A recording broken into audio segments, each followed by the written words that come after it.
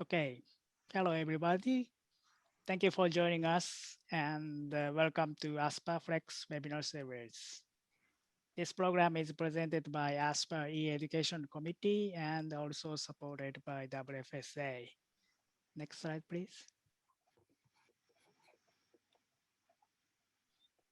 First of all, let me introduce myself. My name is Nori Kratani. I'm a lead moderator of today's webinar. And I'm a pediatric anesthetist at Saitama Children's Medical Center, Saitama, Japan. Next slide, please.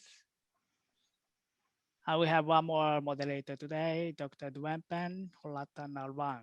She's a chief anesthetist and the Queen Sirikit National Institute of Child Health, Bangkok, Thailand. We'll work together this webinar. Today's topic is the vascular access in pediatric anesthesia. We have 4 distinguished speakers here, and they will cover broader aspects of vascular access in pediatric anesthesia. Each speaker will give us 20 minutes presentation, and they will have Q&A session at the end of webinar. Next slide, please. Before starting webinar, I'll give you some housekeeping announcements. If you have questions or comments, you can use the Q&A box here, and you can use Q&A box anytime during the webinar, but the speaker will answer your question at the end of this webinar. We'll have Q&A session time to answer questions and comments at the end of webinar. Your active participation will be appreciated. Please do not use chat function or raise hand functions. Those functions are disabled. Please use Q&A box instead. Next slide, please. Next slide, please. The certificate of attendance will be automatically generated and forwarded to those who submitted the post-webinar survey. Post-webinar survey will be forwarded to you until tomorrow. Please make sure your name and email address are correct when submitting post-webinar survey. Next slide, please. This webinar will be recorded, and you can watch the recorded video later. Please visit the ASPA website for viewing the recorded movie. Okay, let's begin today's webinar. Our first speaker is Dr. Dilip Chavan. Next slide, please. He is Director of Children's Anesthesia Service, Mumbai, India. And he will talk about peripheral vascular access in pediatric anesthesia.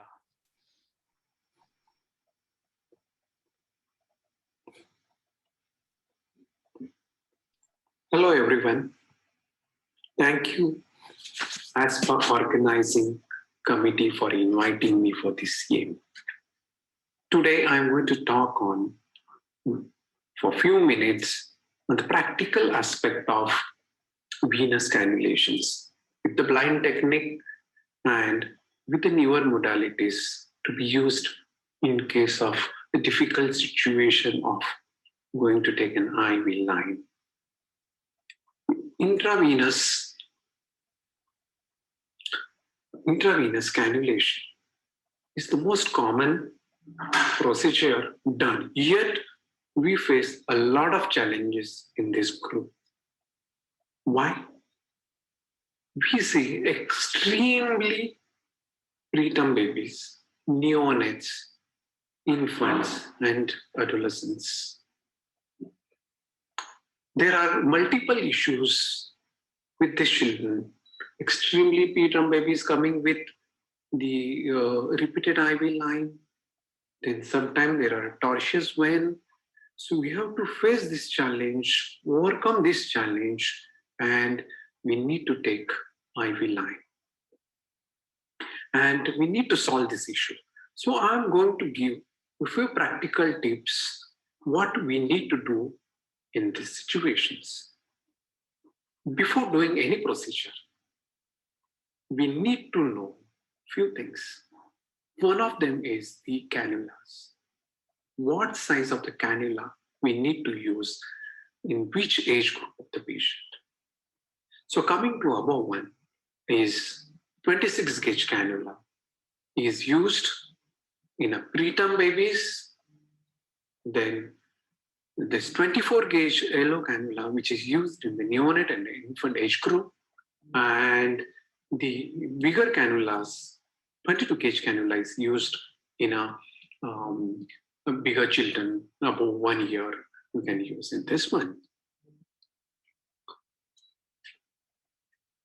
Coming to, before doing any procedure, what we need to know is, now we will move on to the procedure of cannulas. There are multiple sites for the cannulations. You can use at the dorsum of the hand, which is very, very common. Then coming to the, in the cubital fossa, then you can take an in the external jugular vein, or you can go on to the foot for a in a great saphenous vein. Cannulation, you can do it. In case, the more again advantage in the children is that if it is not possible, then you can take into the skull. This is how there are multiple sites of IV cannulations in the children.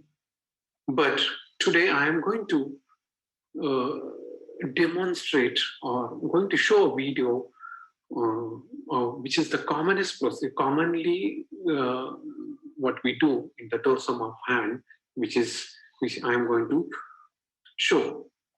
Keep all the equipments ready before doing the procedure. So this is the 2-year-old child IV cannulations. Once you equipments are ready, then you start the procedure. Ask your assistant to help hold the hand. There are two advantages with the assistant is that he gives a good counter traction and stabilization of the hand in the holding the visualization of the vein. Then what you can do, as you can see, there is a there is a traction given by yourself within the finger so that it stretches the skin and visualize your vein. Sometimes you can gently tap over the vein so it becomes a prominent. Again, a second tip is that when you are taking the cannula, so always see how much length. You can see the cannula, I'm measuring the vein, how much I am able to see. And then you see the length of the cannula and then you can start. Once you start the procedure, you have to take an 50, exactly go on to the vein and make a degree of angulation of 25 degrees for the skin puncture. Once you puncture the skin, you will see the blood in the flashback chamber. So this is how you will see the flashback in the chamber. Then what you do, 2 to 3 mm move ahead, and then you add the catheter and remove the needle which is there. So this is how you do the procedure. And then once you are into the vein, then you will see a continuous flow of the blood into the catheter. So this is how you do the procedure in children in IV cannulation. So coming to the next cannulation, which is I'm going to show in a 6-month-old baby. Procedure remains the same. What you need to know in the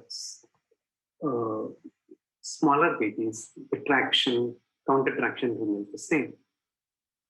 Now I'm going to talk here about how to fix the vein. If you see, you have to hold the vein with your thumb bar, and so that it doesn't blood flow.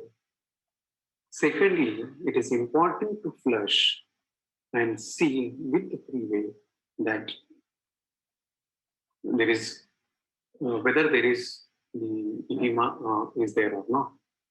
Once it is flush, it's done. You need to fix the IV. So this is how the IV fixation is done. Once it is fixed, then what is most important thing here is I'm going to come in next few slides about the IV fixation, why it is important and how it should be done. So coming to this third technique, the single hand technique. In this technique, what you can do, there is no need of assistant is required in these cases. With your own hand, what you can do, as shown in the video, you can give counter traction and traction and visualize your vein properly in a neonate and infant. Provided you have to be very careful in this is that you don't apply too much pressure, otherwise you can fracture this joint and then you can have a problem with that one. So good gentle pressure, counter traction and traction, and visualize the vein, and then you can do a cannulation. Procedure remains the same, 15-degree inclination, and then you see the vein and then do the puncture. So this is how, which previously I had shown in a 2-year-old baby, 6-month-old baby, and then this is the single hand technique. So assistant technique and plus single handed technique, this is what I am shown now. So coming to the next one is IV fixation. Why I'm insisting on why? Because there are a lot of complications which I see with the IV fixation. There are so many things are available in our clinical practice. You will get a ready-made, according to the age group, you will get the IV fixation cannulas, the splints. So, which is easily available. The cardboard is easily available in the OR room. You can make the appropriate size of the splint, make the cardboard, make a good splint according to the age size. So this is what I'm showing you. What is the importance of IV fixation? What we need to do, because since we get an IV line, what we have to know is that we need to fix the joint. We don't have to fix everything, because a lot of people, what they do is that in a joy of getting an IV line, I'm going to show in the next video how they do it. So you have to be very careful that all these joints need to be free. So this is what we are doing is that take a good IV line, micro stickings, put a little bit of cotton over there, and then you can fix. Distal to the joint, onto the joint, and proximal to the joint, what we need to do.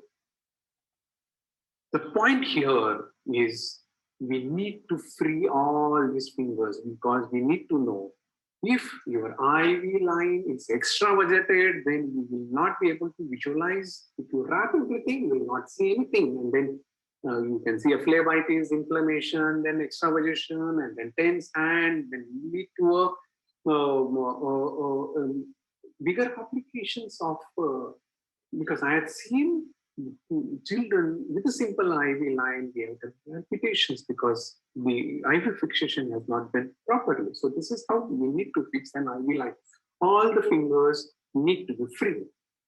So this is how you see at the end that everything is free, fingers are free, and you can see if any extravasation is there. So coming to this is, you see, they have taken the good IV line, and then in that joy, everything has recovered. So we are not able to see anything. So never ever try to do these things. Always keep your finger free. So coming to a difficult IV cannulations, there are several conditions. For example, in orthogrypotic children, as you say in these difficult IV cannulations, sometime in a radial club hand children, you will see, in a CTEV, you will see, in obese children, you will not be able to visualize the vein. So what to do? This is what the AMC children. So we need to have certain protocols with certain things to be kept in a mind in a difficult IV cannulations. Because in AMC children, you will see joints are fused, so not able to move the joint and not extremely difficult to visualize in this. So I'm going to talk about newer modalities in a difficult IV cannulation. We can use those modalities in this one, and then we can go ahead with the procedure. So in the AMC children, what tip I'm going to tell you in this one is, whenever you see a difficult IV cannulation, always use smaller gauge cannulas. Make sure you secure the IV line, and then once you secure the IV line with the smaller gauge, then you have got an ample period of time to visualize the vein. You can use a newer modalities for a bigger cannulation, so that you are going to give good fluids or whatever you want to give with this.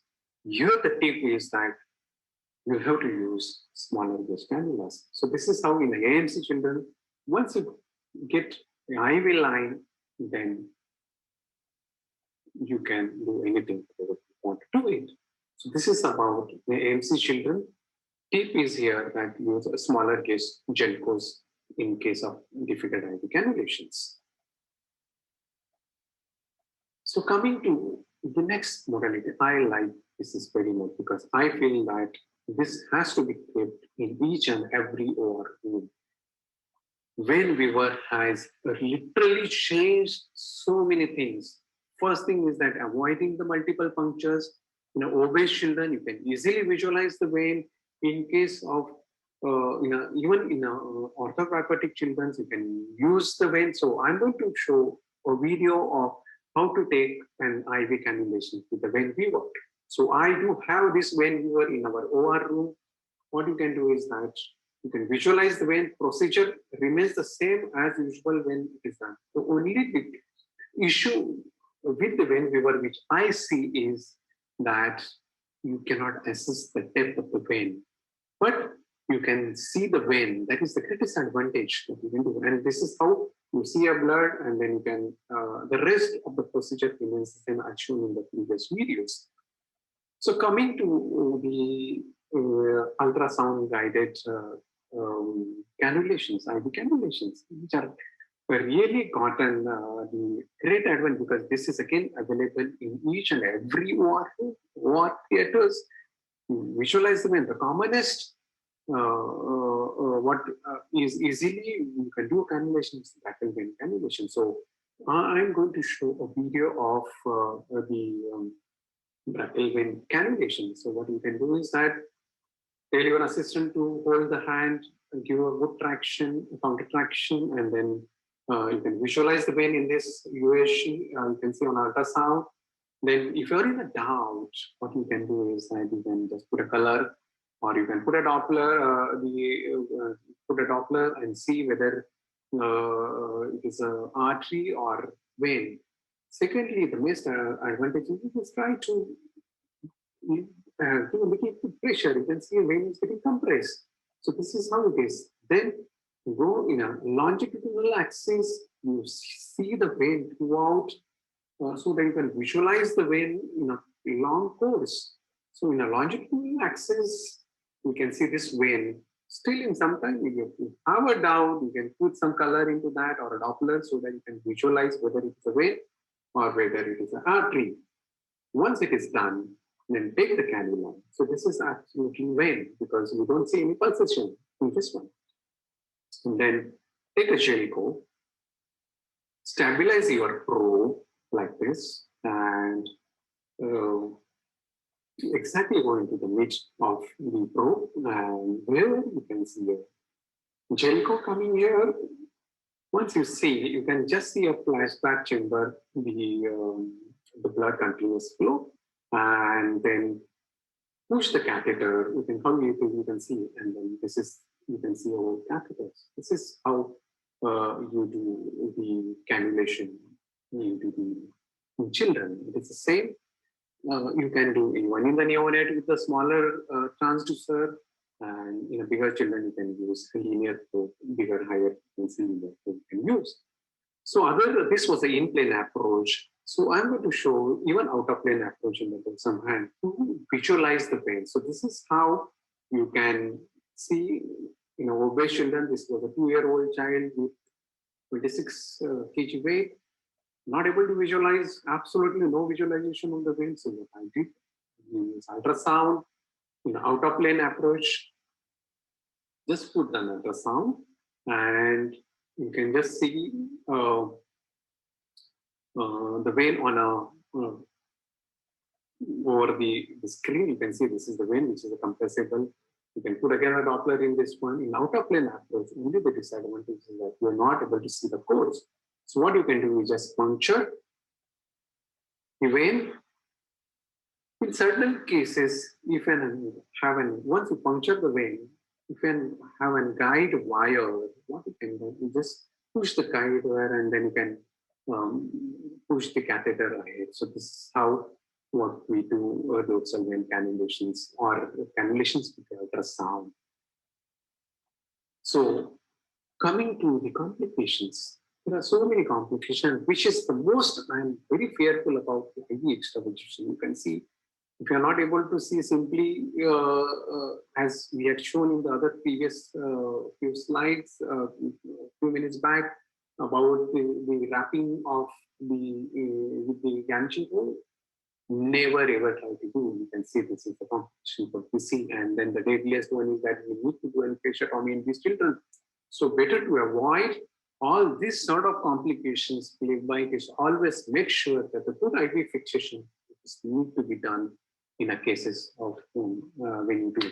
Though we know that with the simple IV cannulations, we cannot make such huge complications like IV extravasation and then going to children into the fasciotomy.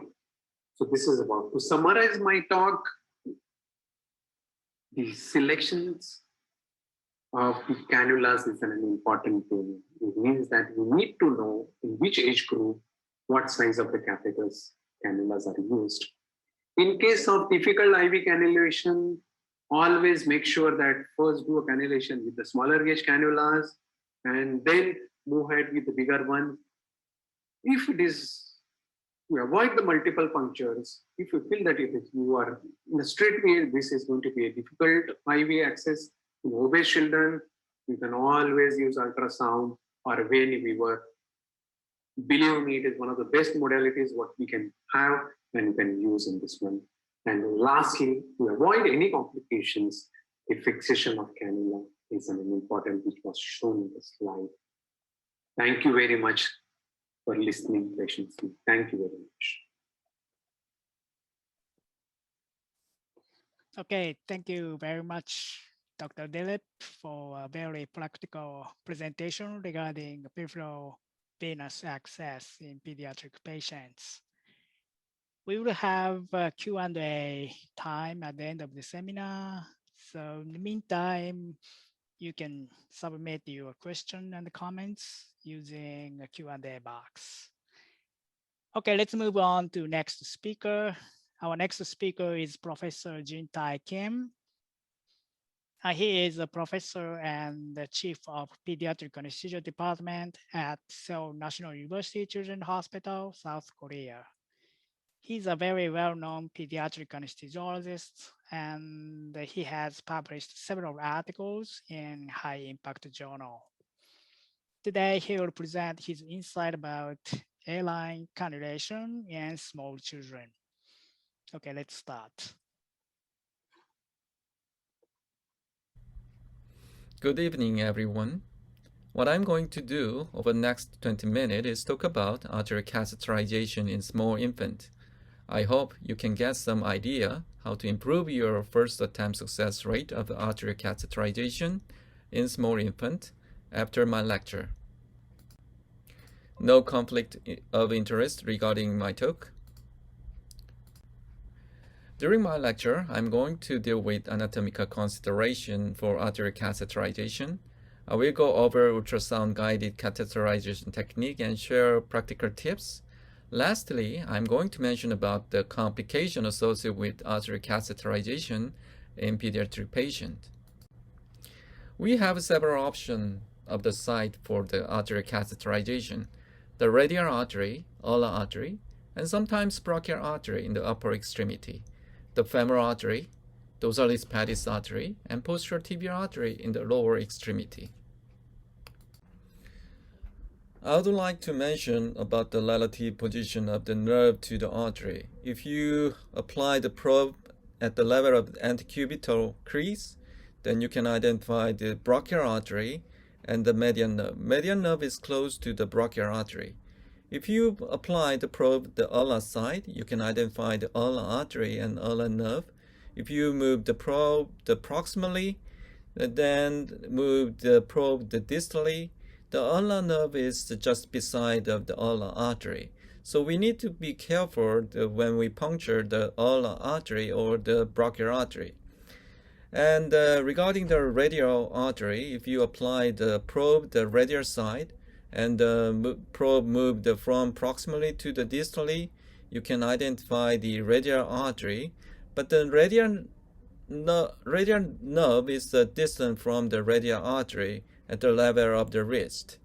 The radial artery is the most commonly preferred site for arterial catheterization because of the adequate collateral blood supply and low complication rate, as well as easy accessibility. These images are from neonate. If you look at this image, brachial artery is very small and very shallow. Radial artery is also small, and the ulnar artery is very small. So in very small pediatric patient, the arterial catheterization is a little bit difficult. The femoral artery is close to the femoral nerve. If you look at this image, you can identify the common femoral artery is divided into the superficial femoral artery and deep femoral artery. And if you look at this image, you can identify the dorsalis pedis artery. Usually, dorsalis pedis artery is close to deep peroneal nerve. And if you look at this image, you can identify the posterior tibial artery, which one is close to the tibial nerve and the posterior tibial vein. In fact, the femoral artery is the largest accessible artery. When we use this artery, we should consider the overlapping of the femoral vein, which can be decreased by the external rotation of the hip joint. And then, although tibial nerve is close to the posterior tibial artery, I think that posterior tibial artery is a good option for the arterial catheterization in pediatric patients. I will talk a little bit more about the posterior tibial artery later. If you look at this image, you can identify the femoral artery and femoral nerve, which one is very small, and posterior tibial artery and dorsalis pedis artery. And dorsalis pedis artery is quite small. And the artery are quite small in small children, so we need ultrasound for the catheterization. We have 3 ultrasound guided techniques: short axis out of plane technique, and long axis in plane technique, and oblique technique. In short axis out of plane approach, the transducer is placed to the perpendicular to the target artery, and needle is inserted at the center of the transducer. The midline mark of the transducer will be helpful. The advantage of this technique is that it is easy to capture the image of the artery at the center of the screen. The disadvantage of this technique is that it is difficult to see the needle tip. And to overcome this drawback, the ultrasound-guided dynamic needle tip positioning technique appeared. The needle appeared as a hypoechoic dot. If needle tip is not well visualized, the slight tilting of the movement of the transducer or jiggling of the needle will be helpful. For the improvement of the first attempt success rate, it is important to puncture the exact center of the artery, not the side of the artery.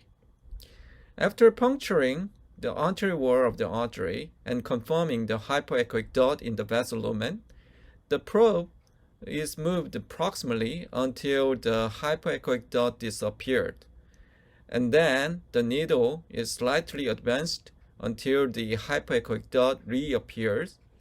This procedure can be repeated until the needle with the catheter is fully inserted into the artery. In this procedure, the angle of the needle advancement should be lower than insertion angle concerning the course of the target artery, not puncture the posterior wall of the artery. This technique increased the first and overall success rate compared to palpation technique in both adult and children. This video shows the short axis out of plane approach in neonate. You can identify the hypoechoic dot and the puncture of the artery, and by moving the probe you can identify the needle tip. In the long axis in plane approach, the transducer is placed over the target artery, and the good alignment of the needle and the transducer is important. Needle is appeared as a hypoechoic double line above the artery. If the needle tip is not well visualized, a slightly moving of the needle or transducer will be helpful. The major advantage of a long axis approach is that needle tip can be observed throughout the procedure. However, rear needle tip is only observed when the alignment of the needle and transducer is straight. This video shows the needle advancement into the radial artery and the advancement of the catheter into the radial artery. The orientation of the needle bevel can affect ultrasound image of the needle tip when using the long axis in plane approach is used. When bevel up approach is used, you can identify another short line at the needle tip, which is called the bevel line. Neglection of this bevel line can result in inadvertent perforation of the posterior wall. I would like to mention ultrasound-guided dynamic needle tip positioning technique. If you apply the probe here, then you can identify the hypoechoic artery without the needle hypoechoic dot. If you move the probe here, then you can identify the bevel line. And if you probe apply at this level, you can identify the hypoechoic double line. By tilting the probe to find a needle tip is like this. If you tilt the probe a little bit, then you can identify the bevel line. And if you tilt the probe more, then the needle tip, the hypoechoic dot is gone. And you can identify by sliding the probe to find the needle tip. If you apply it at this level, you can identify the hypoechoic double line. And if you sliding the probe a little bit, then you can find the bevel line. And if you slide the probe more, then the needle tip is gone. The hypoechoic dot is gone. So by moving this tilting or moving the probe, you can identify where is your needle tip. Then which approach would be better? To answer this question, our research team compared these two methods, the short axis out of plane versus long axis in plane technique in children. The first attempt success rate did not differ between two groups. The long axis approach requires longer imaging time to take appropriate long axis image of the artery. The posterior wall puncture rate is lower in long axis group than in short axis group as expected, because as I told you before, the long axis approach and in plane approach is better for identifying the needle tip. The last approach is the oblique technique. In the oblique approach, after capturing the long axis image, then the transducer is rotated 10 to 15 degrees while keeping the center of the transducer. In other patients, the oblique approach showed a higher first attempt success rate and shorter procedure time and less vasospasm or hematoma compared with short axis or long axis technique, but there are no data in pediatric patients. Let's think about why we fail to insert the catheter into the artery at the first attempt. There can be the main reason for the failure. First reason is that the puncture failure, and the other failure reason is the failure in advancement of the catheter after puncture. In most cases, the failure is because of the small size of the artery. To reduce the failure rate, it is necessary to select adequate artery and the site. We should apply the proper position, and we should puncture the center of the artery. And if possible, it would be better increase the size of the artery or reduce the vasospasm. Then, which artery do you use for the first choice? If you fail to insert catheter in the artery, which artery do you use for the second choice? I think the posterior tibial artery is a good option. This study shows that the posterior tibial artery is a good alternative to radial artery for arterial catheterization site in small children. We compared the size and depth of posterior tibial artery, radial artery, and dorsalis pedis artery. We also compare the first attempt success rate for each artery. The posterior tibial artery is located deeper compared with the radial artery or the posterior dorsalis pedis artery.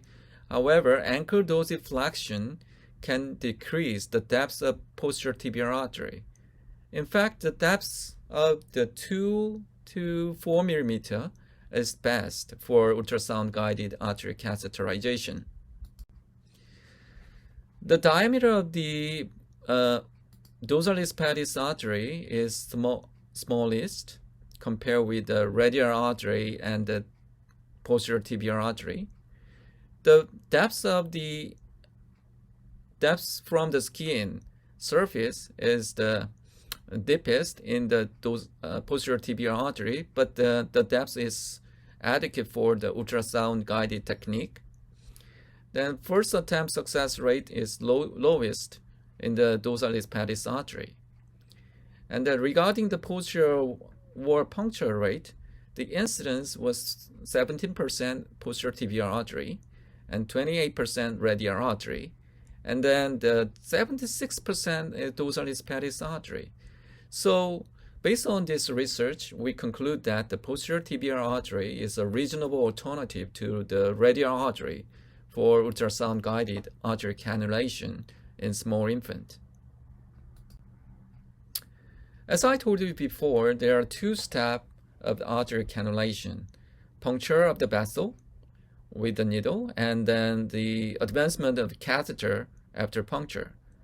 Even after flashback of blood after puncture, the advancement of catheter is difficult in some cases. Bevel of the needle may span the arterial wall lumen and the arterial wall. There may be a vasospasm. Catheter may be kinked due to non-optimal position of the catheter tip. In those cases, the guide wire technique can be useful. So we compared the guide wire assist technique versus direct radial artery cannulation in neonate and infant. The radial artery was cannulated without ultrasound-guided technique, and the primary outcome was the first attempt success rate of the radial artery cannulation. The secondary outcome include overall success rate, overall procedure time, and number of attempts. What we found is that the first attempt and overall success rate is significantly higher in the guide wire group without difference in procedure time. So guide wire approach may be a good option to increase the first attempt success rate for arterial catheterization in neonate and infant. How about the vasospasm? Have you ever experienced the vasospasm when you insert an arterial catheter? Vasospasm actually occurs and seems more common in very young children. If you look at this image, you can see that the very significant decrease of the size of the artery after puncture. Even if the puncture is performed successfully and the blood flashes back, it is difficult to advance the catheter in this case. To remove the cause of failure, we need to increase the artery size and reduce the vasospasm if we can. Then how can we increase the size of artery? And how can we avoid the vasospasm? We hypothesized that the subcutaneous injection of nitroglycerin would dilate radial artery and decrease vasospasm and increase the first attempt success rate. The participants less than 2 years of age were randomized into the nitroglycerin group and the control group.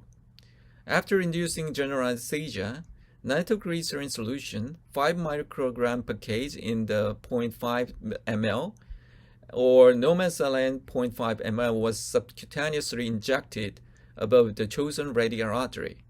And 3 minutes later, ultrasound-guided radial artery cannulation was performed. The radial artery diameter was measured before and after the subcutaneous injection after cannulation. The primary outcome was the first attempt success rate.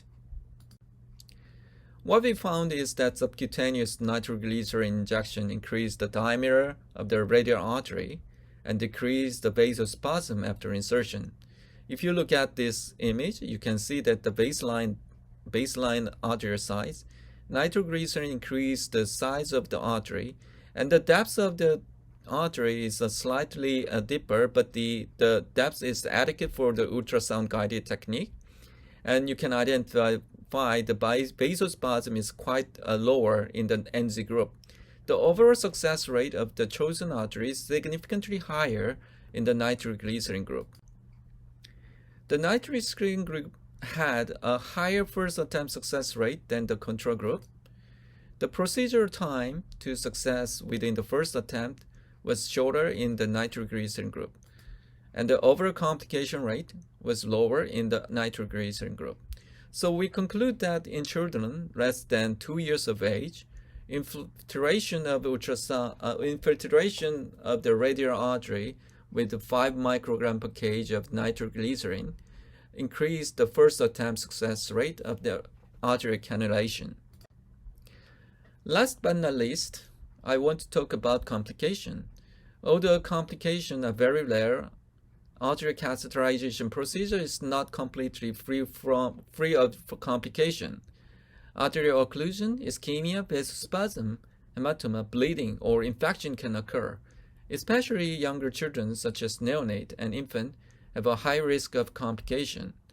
So we should be careful when we performing the arterial catheterization in small infant. This study evaluated the major short-term complication of arterial cannulation in children. About 5,000 arterial cannulation were retrospectively reviewed. The overall complication rate is the 0.2%. All complications occurred in femoral arterial line in children less than 5 years of age. So we need to be more careful when we perform femoral artery cannulation in infant. If possible, I recommend to avoid the femoral artery for the arterial cannulation site. Personally, I don't use the femoral artery for arterial catheterization. To summary, we can improve the arterial cannulation success rate using an appropriate ultrasound-guided technique. We should select appropriate artery and apply the proper position. When you have some difficulty in catheterization in the radial artery, the posterior tibial artery is a reasonable alternative. Use of guide wire may facilitate arterial catheterization. It is important to keep the needle at the center of the probe, and the nitroglycerin may be useful in difficult case. And we should know the complication associated with the arterial catheterization and relevant anatomy. Okay, thank you for your kind attention. If you have any question, please contact with this email. Thank you. Thank you, Professor Jin Tae Kim, for your very informative lecture. And I am sure that a lot of people would have questions for you. But now we, after the very interesting two topics about the peripheral IV line and the arterial lines, we will now move on to the next topic, equally interesting. The pediatric central venous catheter insertion, introduction of a real-time ultrasound guided technique. The speaker of this topic is Dr. Tomohiro Yamamoto. Dr. Yamamoto is a senior consultant at Division of Anaesthesiology, Niigata University Graduate School of Medical and Dental Sciences, Niigata, Japan. He has a lot of experiences and interest in pediatric cardiac anesthesia and central venous access. So Dr. Yamamoto, please continue. Hello everyone, my name is Tomohiro Yamamoto from Division of Anaesthesiology, Niigata University Hospital, Niigata, Japan. The title of my presentation is Pediatric Central Venous Catheter Insertion, Introducing a Real-Time Ultrasound Guided Technique. The function sites for central venous catheters. The internal jugular vein approach is the most popular for anesthesiologists. The subclavian vein approach is more comfortable for patients. The femoral vein approach is believed to have low risk of complications and others. The internal jugular vein approach, it is maybe the most popular for anesthesiologists. However, is it comfortable for patients? We experience sometimes that the flow rate of drugs becomes unstable depending on the orientation of the face of patients. The subclavian vein approach is maybe more comfortable for patients.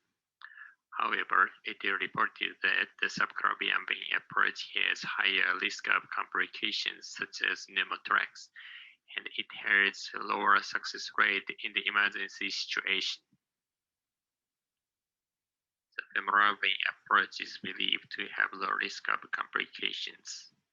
However, it is reported that the femoral vein approach is associated with CVC-related DVT or infection. The CVC-related DVT is the most frequent in the femoral vein approach, and it is more frequent in younger patients. The CVC-related infection is the most frequent in the femoral vein approach. However, on the other hand, there are reports that CVC-related infection has nothing to do with the puncture sites. Considering the risk of CVC-related DVT and infection, as well as patient's comfort, CVC insertion into the upper body is optimal. What thickness of CVC should be chosen? A ratio of CVC vein diameter more than 1/3 was associated with CVC-related DVT in pediatric patients. Millimeter equal to 1/3 of French. It means when the target vessel has a diameter of 5 mm, a catheter size of 5 French can be chosen. This is an example at Niigata University Hospital. A 15-gauge triple lumen catheter is chosen in pediatric patients when they need it. For example, patients for cardiac surgery with CPB. A 17-gauge double lumen catheter is chosen in small pediatric patients. For example, patient less than 2 kg without CPB. How to choose lumens. This is also an example at Niigata University Hospital. The CVP is connected to the proximal lumen so that it can be found early due to change in the CPV curve if the CVC accidentally comes out.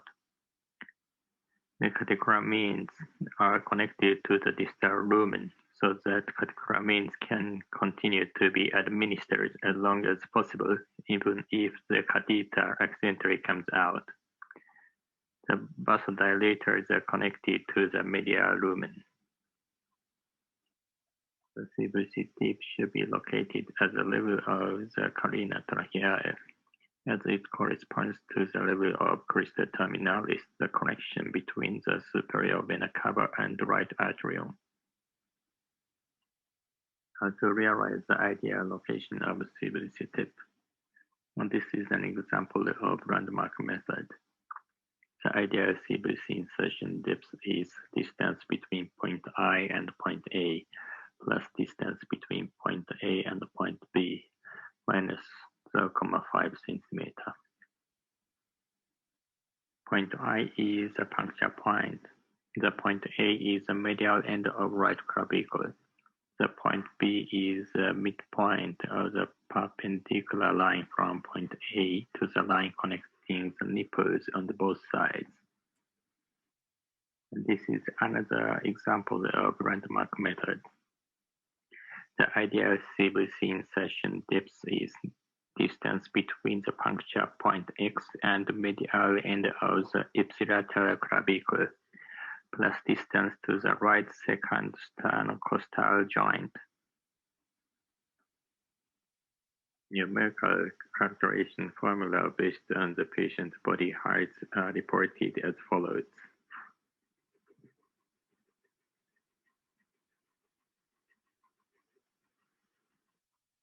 The calculation formula based on the body height are also reported for the left internal jugular vein approach and the left subclavian approach. Methods using devices are also reported. For example, transesophageal echocardiogram, electrocardiogram built-in devices, and computed tomography. However, the landmark methods are complicated.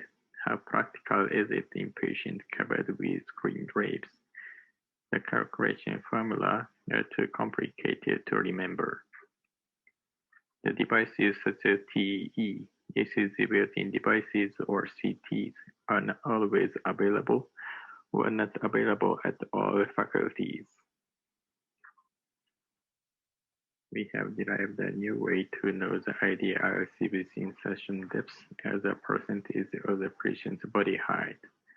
With this graph, it is always possible to calculate the ideal CVC insertion depth according to the patient's body height. Now comes practice. Introduction of the real-time ultrasound-guided technique for central vein approach. The real-time ultrasound-guided internal jugular vein puncture has been reported 35 years ago. The real-time ultrasound-guided technique provides the safe and speed of the puncture. The puncture time is shorter and the success rate is higher than the press-scan blind puncture technique. The real-time ultrasound-guided internal jugular vein approach. Only the short axis autoplane technique is possible in small pediatric patients because of short neck. Stretch the patient's neck by placing the towel or pillow under the patient's back or neck. With this preparation, the target internal jugular vein comes to the surface of the patient. The insertion angle of the puncture needle can be flat. When the insertion angle of the puncture needle is flat, the puncture needle can be easily depicted by the ultrasound monitor. The picture on the right side is better to perform the internal jugular vein approach. This This is an example video showing the procedure of right internal jugular vein approach. The anterior wall of the target vein is not yet punctured.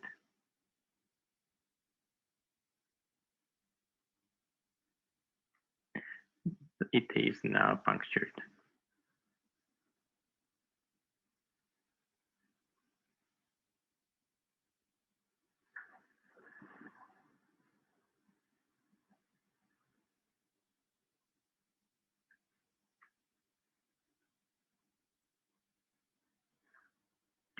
When the guide wire is inserted, it should be confirmed by the ultrasound. When the patient has already TE, the guide wire in the right atrium can be confirmed.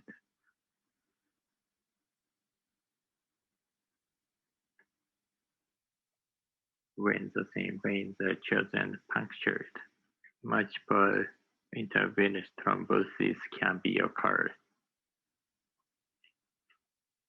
The real-time ultrasound guided subclavian infraclavicular approach.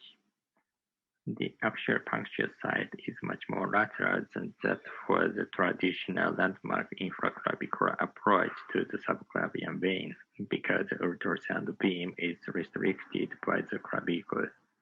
Therefore, it is so-called the real-time ultrasound guided axillary vein approach. The real-time ultrasound guided axillary vein approach. The short axis autoplane technique is reported to be associated with a higher incidence of posterior wall injury of the target vein during the real-time ultrasound guided subclavian axillary vein approach, because the depiction of the exact position of the puncture needle tip is occasionally difficult with the short axis autoplane technique. The puncture needle and its entire process into the target axillary vein is visible during the puncture procedure in the long axis implant technique with the ultrasound guided technique. However, the puncture site is farther on the lateral peripheral side of the patient in a long axis implant technique. The diameter of the axillary vein is smaller than that of the subclavian or brachiocephalic veins. A pitfall of the real-time ultrasound guided subclavian infraclavicular axillary vein approach. The CVC may become stuck between the first rib and the clavicle depending on the patient's upper body position. Real-time ultrasound guided supraclavicular approach. The target vein is brachiocephalic vein. The diameter of the brachiocephalic vein is larger than that of the subclavian or internal jugular vein, as it locates proximally to the confluence of these veins. The puncture needle and its entire passes into the target brachiocephalic vein is visible during the puncture procedure in a long axis implant technique.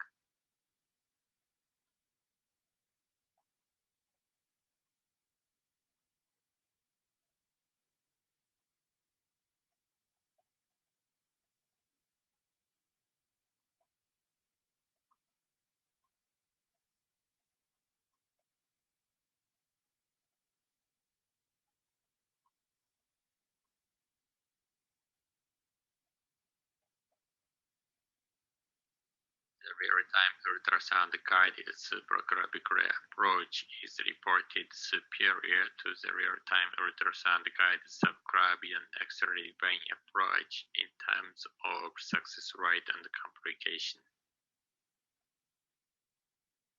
The real-time ultrasound guided left supraclavicular approach is easier and has a higher success rate than the right supraclavicular approach to the puncture the target vein.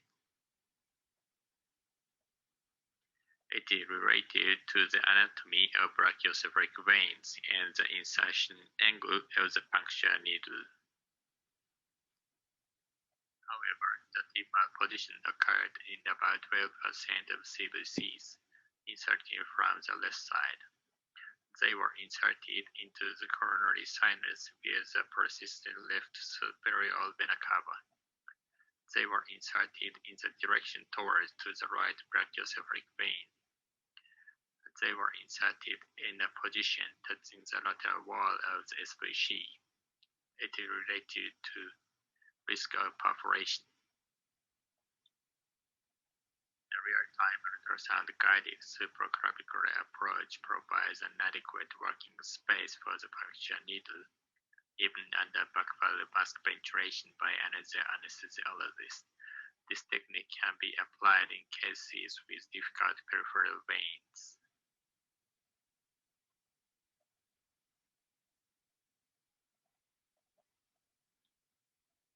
Real-time ultrasound-guided supraclavicular approach is as comfortable as the subclavian approach for patients and medical staff. It is also superior to the real-time ultrasound-guided subclavian axial vein approach in terms of success rate and complication. Real-time ultrasound-guided PICC insertion. The elbow PICC may be affected by the flexion of the elbow joint, and therefore the upper arm PICC is the first choice of pediatric surgery at Niigata University Hospital. Vein is the first choice of pediatric surgery at Niigata University Hospital because its running is the most linear to read the central vein. The patient's elbow joint is flexed and spinated to puncture the basilic vein. After this infection, a prick scan is performed to confirm the running of the target basilic vein. This video shows the real-time ultrasound-guided PICC insertion into the basilic vein. The short axis autoplane technique is used.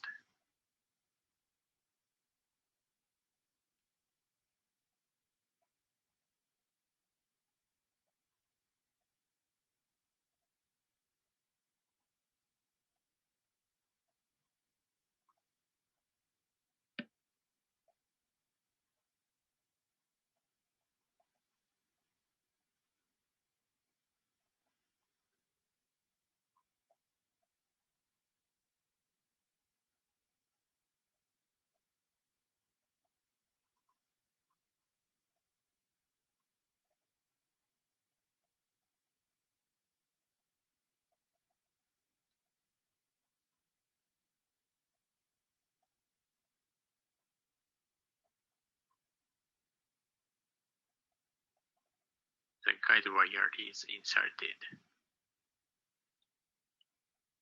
The catheter is successfully inserted in the basilic vein. During the PICC catheter insertion procedure, it is confirmed using the X-ray that the catheter tip is located around the level of the carina tracheae. This video shows the real-time ultrasound-guided peripheral vein puncture as an extra addition. The same technique is used as the central vein puncture. The central vein puncture is not a special procedure at all. The diameter of the target vein can be measured during the pre-scan procedure. 20 gauge or 18 gauge are possible also in newborn babies.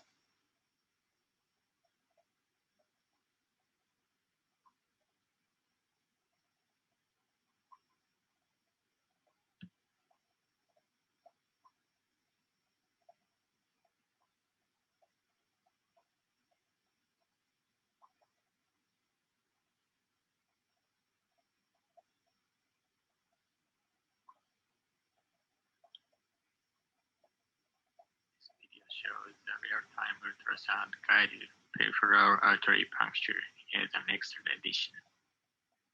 The same technique is also used as a central vein puncture. It means the central vein puncture is not a special procedure at all.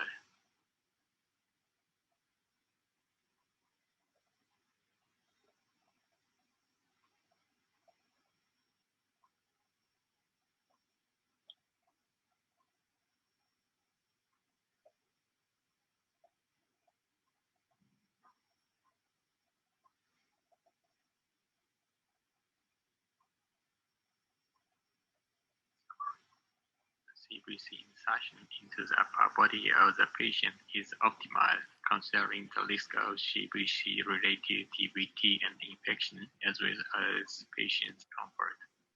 Stretch the patient's neck by placing a towel or pillow under the patient's backward neck in the internal jugular vein approach.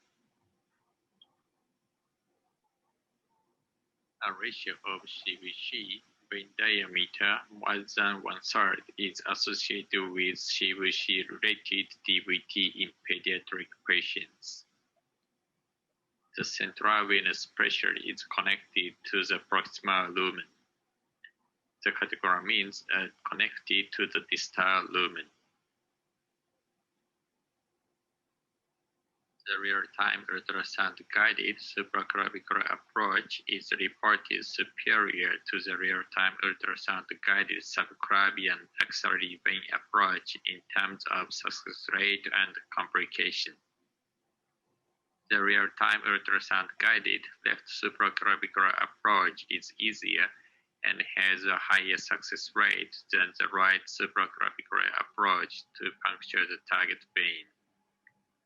However, the CVC tip malposition occurred in about 12% of CVCs inserted from the left side. The CVC tip should be located at the level of the carina tracheae.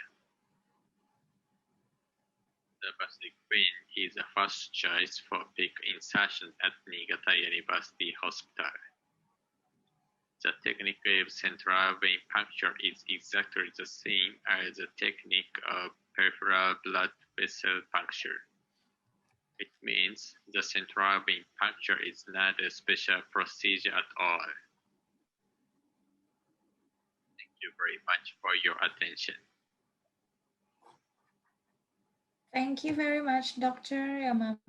Yamamoto, to give us a lot of technical, practical points of the CVC and PICC line insertion. I am sure that it needs a lot of practice also. We will now have come to our last topic. It is one of the reasons we put all these peripheral and central lines for. The topic is the preparation of massive transfusion in children. And this topic will be presented by Dr. Candice Lau.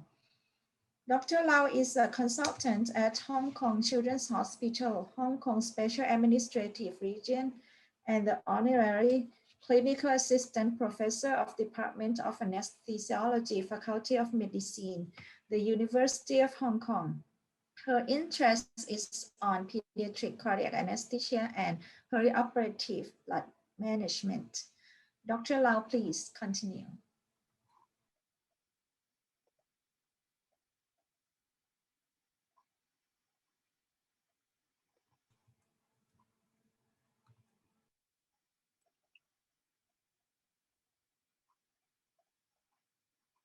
Hello, I'm Candice from Hong Kong. I would like to share my experience in the preparation of massive transfusion in children. I have nothing to disclose. We need to recognize a problem before we can well prepare for it. So we need to identify the kids who need massive transfusion before we can prepare. Because of the small actual blood volume in the small neonate, a little bit of blood loss may already be significant for them. Therefore, we need an early recognition. A review article published in the British Journal of Hematology have defined the massive transfusion as following. The transfusion of the packed red blood cell of 50% of total blood volume in 3 hours, transfusion of 100% of total blood volume in 24 hours, or transfusion of 10% of total blood volume per minute. Compared with adults, it is difficult to detect hypovolemia in children. First, there are wide variation in the normal vital sign in different age groups. This is the vital sign chart for the pediatric patient in different age groups. Even within the same age group, there is a wide range in the normal vital sign. For example, for infants, the heart rate can be regarded as normal between 100 to 190 beats per minute. And as I mentioned before, because the actual blood volume for the small kids is quite low, so a little bit of blood loss is difficult to detect, but it can be already significant for them. Children can compensate for large intravascular loss as more than 30% before they show sign of hypotension. This is a classification of hemorrhagic shock in children quoted from the pediatric trauma patient. When they have shown sign of hypotension, and the patient have already reached a 50 to 30% of blood loss. In adults, there are different scoring systems as the triggers of the massive transfusion protocols. However, in pediatric, there are no such scoring system. And for the activation of non-traumatic MTP, it needs further study even in adults. Eventually, it will be the clinician's responsibility, usually the senior doctor in the A&E, operating theater, and the intensive care unit to consider the activation of the massive transfusion. So how to identify the patient need massive transfusion and activate the massive transfusion protocol? The patient who suffered from trauma, undergoing major operation, namely cardiac, spinal surgery, neurosurgery, vascular surgery, hepatobiliary surgery, craniofacial surgery. A specific group of patients, including neonates, the patient with coagulopathy or on anticoagulants. Although clinical signs of hypotension with drop in blood pressure is a late sign, the children will show mild tachycardia with narrow pulse pressure at the early phase of the hemorrhagic shock. And they will also decrease in urine output and show hypotension at the late sign. So we need to pay attention to the clinical sign. If there is a central venous line inserted in the kids, we can identify the drop in central venous pressure. And also the hypovolemia will also present as drop in hemoglobin level in the complete blood picture. The range clotting profile, blood gas showed presence of metabolic acidosis with increase in lactate because of inadequate tissue perfusion. We should also measure the blood loss by direct observation of the blood on the drape, weight of the gauze by using the electronic scale, and also count for the blood loss in the suction bottle. And there should be a real-time reporting system. This is the real-time reporting system we use in our theater. After entering the patient body weight, it will show the estimated total blood volume for the patient, and we can enter the blood loss in the gauze and in the suction bottle. Then we can identify how a percentage of total blood volume loss in regarding to the patient weight. So this journal published in the BJA have concluded that those patients with a clinical identification of patient at risk with show vital parameters of inadequate tissue perfusion with hypovolemic shock, reach the transfusion requirement of massive transfusion, and also show biochemical disturbance will be concluded as the triggers of the massive transfusion protocols. Does your hospital has massive transfusion protocol? You can press 1 if you have, and press 2 if doesn't. You will now have 30 seconds for polling.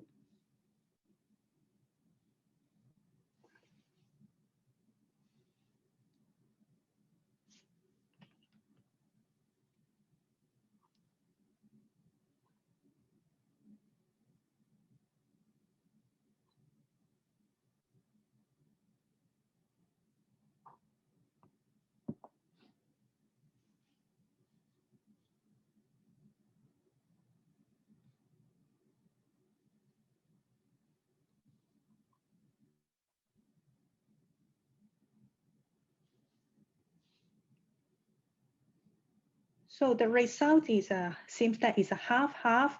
55% of the audience have no MTP in their hospital, while 47% of the audience have an MTP in their hospital.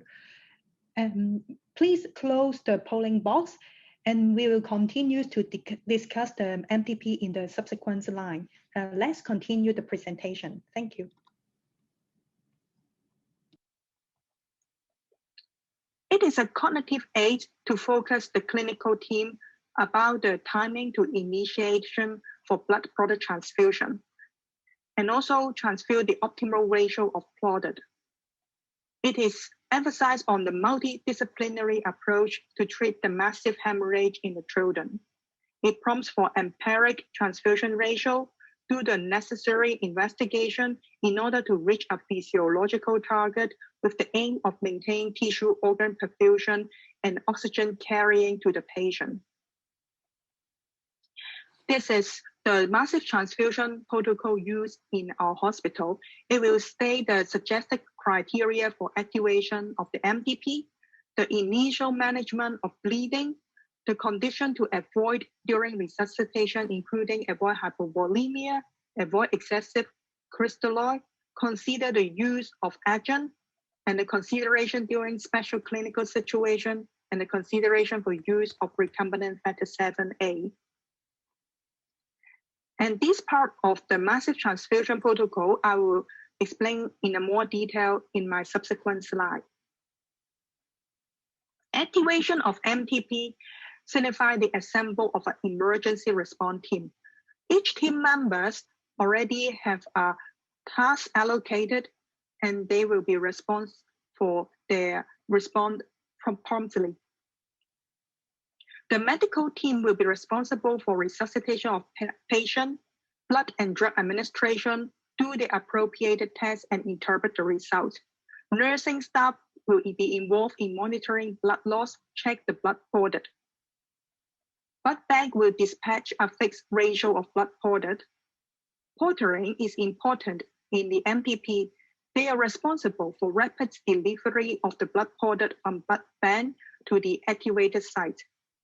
They should have a dead phone for close connection between the porter and the activation site.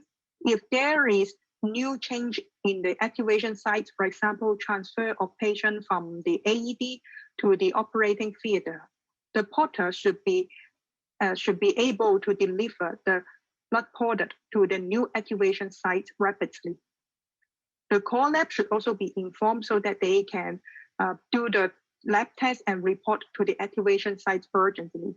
Of course, surgeon will be one of the important team members in the hemostasis for the patient.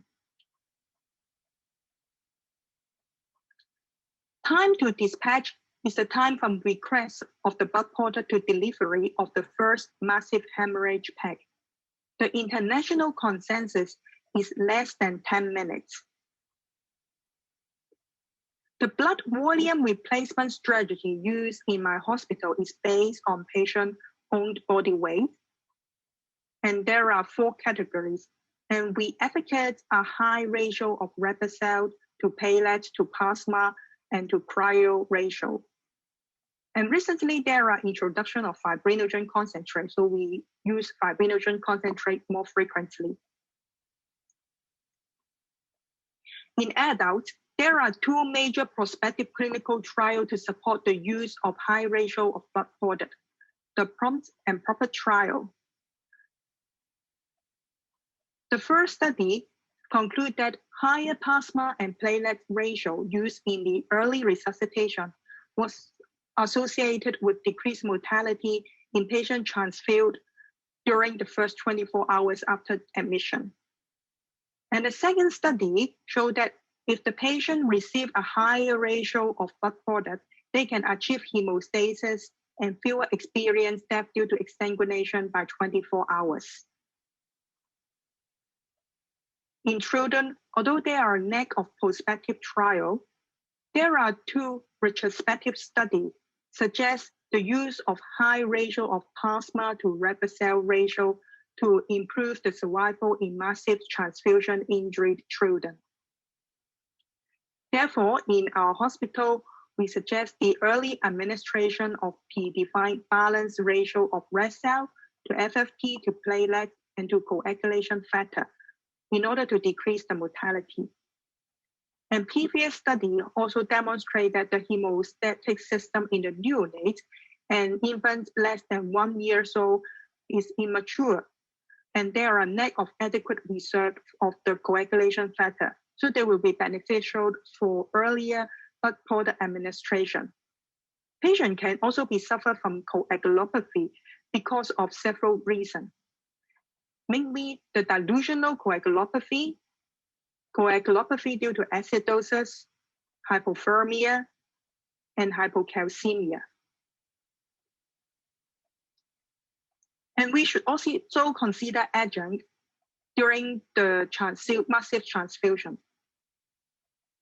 The use of the antifibrinolytic agent tranexamic acid, 15 milligram per kilo, followed with infusion of 5 milligram per kilo per hour, is extrapolated from the CRASH-2 study.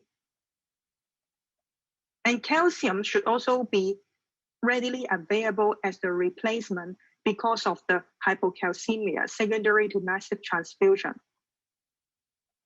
The use of recombinant factor 7A and also the fatty concentrate should also be considered during the MTP. And we also need to prepare for the complication secondary to massive transfusion.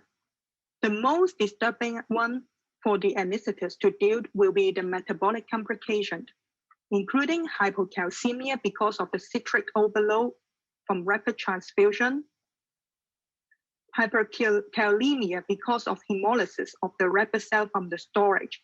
But this problem can be solved by using the washed red blood cell. Metabolic acidosis will also be disturbing because of hypoperfusion. And after the transfusion of the cold blood product, the patient will be suffer from hypothermia. So a warmer should be readily available. There are some physiological targets we would like to aim at during the activation of MTP. Therefore, we need continuous ongoing monitoring. We need to have a close communication with the core lab so that we can repeat the blood test at a regular interval, maybe 30 minutes. And we will do the point of care test, mainly the blood gas and also the lactates. This is the blood gas machine we use in our theater. It can aspirate a little bit amount of blood from the patient and give the results in less than 1 minute. Most importantly, it gives us the pH, the calcium level, the lactates, and also the base excess. Although there are no direct evidence for the use of thromboelastography can decrease the mortality during massive transfusion, its use can have several advantages. We use ROTAM in our theater. The advantages include the following. First, it can provide the results within a short minute of time, mainly 5 to 10 minutes. And because it has different channels, so we can test the different component in the blood coagulation, and this can guide our blood component therapy. Also, it can detect the hyperfibrinolysis, which is difficult to be detected in conventional laboratory tests. We also need to prepare for the equipment of massive transfusion. For example, the vascular access, the warmer, and recently, we include the cell saver. So after you have inserted a 22 gauge IV cannula in a patient with potential of massive bleeding, which device will you prefer to connect to the IV cannula? Will you prefer to connect to a needle nurse? Then you can press 1. Or will you prefer a wide bore IV extension with a three-way? Then you can press 2.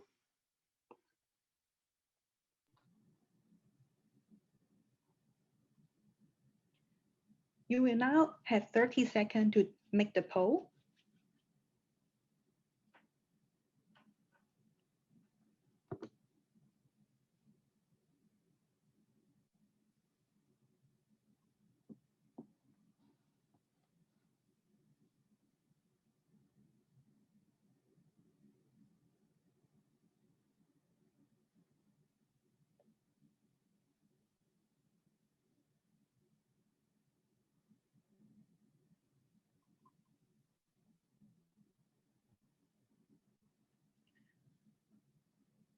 Okay, so most of the audience, 84%, will connect it with a wide bore extension with a three-way tab, and 16% will connect to an IV connector.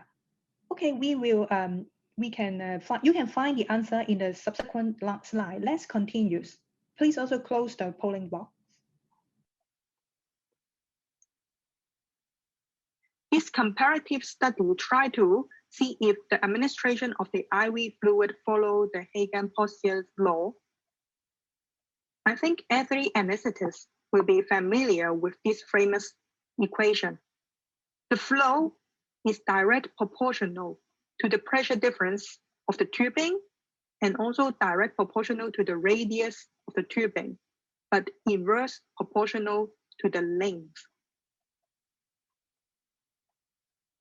And this study have just perfectly shown that this equation is right. If we use a larger bore cannula, the flow rate will be significantly higher. For the cannula with same size, if we use a shorter cannula, then it will be the flow rate will be as much as can be 3 times higher than the same cannula size but using in the central line. If we add a pressure bed, then the flow rate can be even doubled.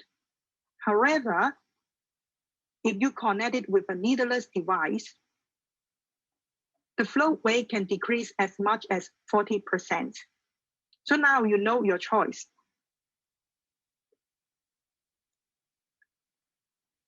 For the warmer, we usually use a hot line. If the children is older and have a secure large bore IV access, we will use a rapid infuser. We can just put the red cell and also the FFP into the reservoir, press one button, and then a bolus of fluid can be given to the patient. Of course, we need a very secured IV access. And this is the cell saver we use in our cardiac theater. It is a continuous auto-transfusion device. It can start processing the shed blood as little as 40 ml. The use of the cell saver can reduce the likelihood of allogenic red cell transfusion and the potential complication associated with it. And also the shed blood has more preserved 2,3 DPG and ATP as compared with the stored red cell. So there will be better tissue oxygenation. The overall product will be high in hematocrit, 50 to 65%, which is comparable to the PEG cell, but low in potassium. In fact, it can solve the problem of hyperkalemia for a PEG cell. We can wash the PEG cell and then we can infuse to the patient. In 2018, the UK guideline has suggested the use of ICS when blood loss of more than 8 ml per kilo is anticipated. And the Australian National Board of Authority have incorporated the use of cell saver in the MTP. And there is evidence to suggest the use of the ICS in cardiac surgery. But for non-cardiac surgery, more evidence is still required. Preparation means a process of getting something ready for use in order to achieve a particular purpose. So we need to get our protocol ready, the personnel ready, and the equipment ready. When everything is ready, both the patient and the staff will be happy. Thank you very much.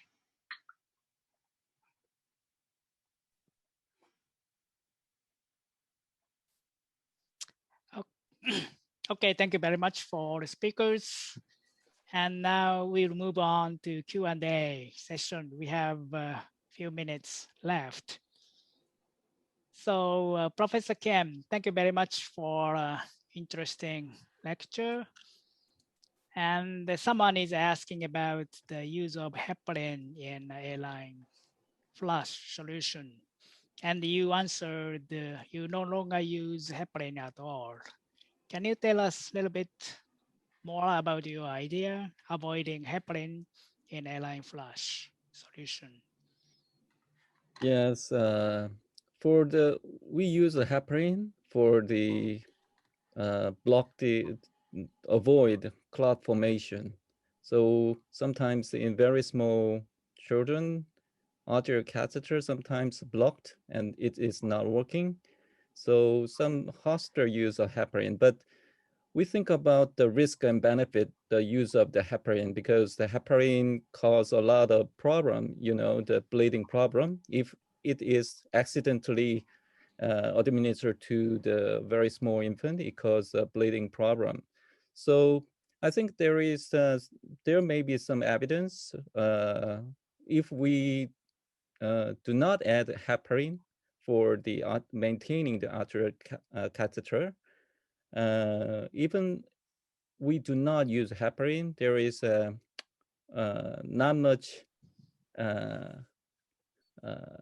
cases of the arterial malfunction. I mean that even if we don't use the heparin, there is not much problem actually. So we weigh the risk and benefit. I think that we don't use a heparin anymore in pediatric patient. Okay, thanks. I totally agree with you personally, but in my institution, we still use it. So thank you very much. How about another institutions in panelists? How about Thai? Do you use it? We use it, but we use in less concentration than adult. Oh, okay. Okay. How about Hong next Kong? We should prepare the poll question about this matter. So how about Candice? Do you use heparin in your practice? A-line solution? You are muted. You are muted. Yes, we also use it in our children. Okay. Okay. Okay. I will have the next question will be for Candice. Yes. Could you please explain a little bit more about the prothrombinase? Oh, prothrombinase. Prothrombinase. Yeah. You mentioned, yes, you mentioned in your lecture. Yes. It is a purified human coagulation factors, and previously it can use in we can just dilute it, and then it's the advantage that it do not need to have a cross match, and then also in a very small volume. And previously in Hong Kong, we have a prothrombinase VF, which contain a 3 human coagulation factor, mainly is the factor 2, factor 9, and factor 10. But now we have a 4 factor, so it is a 2, 7, 9, 10. So we can use the prothrombinase, this 4 factor prothrombinase, and use it in the massive transfusion. Usually any serious side effect or precaution to use this? Yes. According to the drug insert, of course, if there is a risk of if there is a PVS, there will always be a thrombosis risk.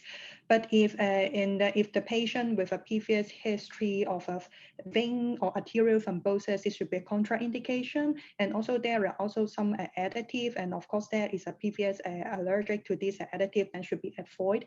But usually in the kids, it is rarely they will have a thrombotic situation, and do so in the massive transfusion. The first thing that we need is to stop bleeding. So sometimes we will use it.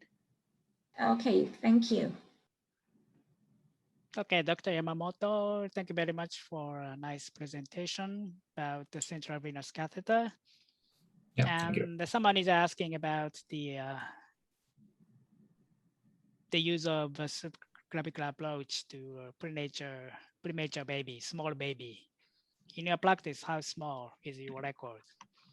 My record? Good question. My record is maybe 2 kilogram baby, but I don't know. Okay. Okay, thanks. Yeah, it may be world record. I don't know. Dr. Dilip, the last question for you, can you share your tips a little bit more about the way you strap the IV line in small babies? Yeah, any more advice you would like to give to the audience? So the only thing which is available with this is the glove, which is a very simple thing. What you can do is you can cut the tip of the glove and the opposite end which we wear, and then you can just tie it in a smaller babies, and then you can do it. So that is what the very simple solution which you can do practically. You can do it in whether it is in the wards or in the war room. You can, because gloves are easily available. So people, they suggest that you need to have a band, TheraBand or those sort of things, but it is not. So the practical tip I would like to give is the gloves, which is very simple thing. You can tie it and then you can do it. Okay, but the only problem with the gloves is that you don't know how much pressure. So it is always better if you have an assistant. You can tell him release the pressure or give the good pressure or want to release the pressure. That is what you can say. But with the this one, with the glove or any, if you tie too tightly, then there can be an issue. So if you take a little time, so there can be a blanching, you can see. So that is why you need to avoid. So always preferable to have an assistant, or as I shown in a single hand technique, because you know how much pressure you need to give. So in a smaller like neonate or infants, you can use a single hand technique. That is what. Thank you so much. I think we're running out of time, right, Nori? Okay. Yes.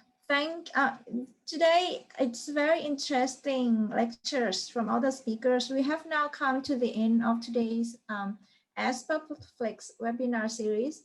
Please be informed that the certificate of attendance will be automatically generated and forwarded to those who submitted the post-webinar survey. Post-webinar survey will be forwarded tomorrow at 5 p.m. Singapore time through email.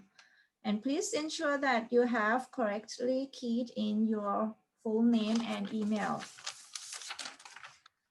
I am so happy to, and you can also visit the website of the ASPA and like us on Facebook and follow us by YouTube.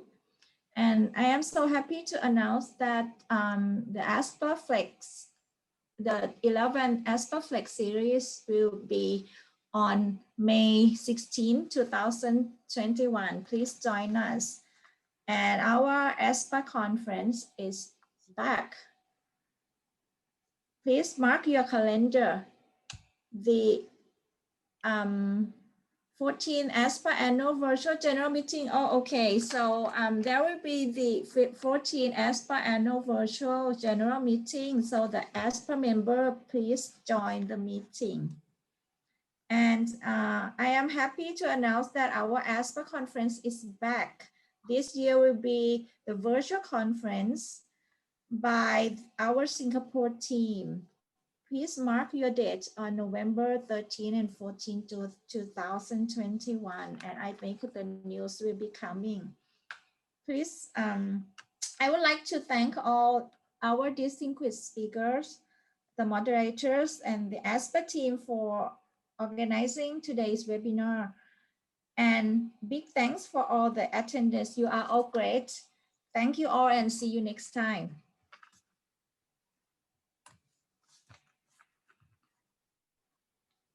Okay, thank you very much. Thank you all. Excellent job, all speakers. Very interesting. Yeah, very interesting. Thank you very much. Okay, and so do we have the post, the debrief?